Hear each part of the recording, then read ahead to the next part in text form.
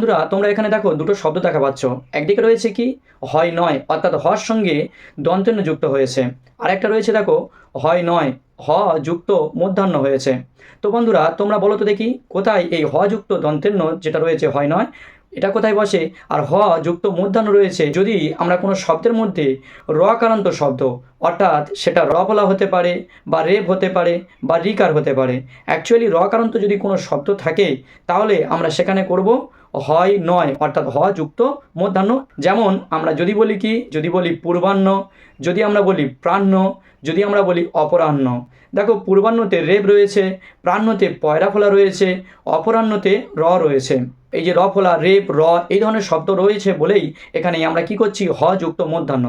আর যদি কোনো শব্দের সঙ্গে এই যে র ফোলা বা রেপ এগুলো না থাকে তাহলে অবশ্যই আমরা সেগুলোতে কি করব হ যুক্ত দন্তেন্য, অর্থাৎ এই হয় নয়টা আমরা করব।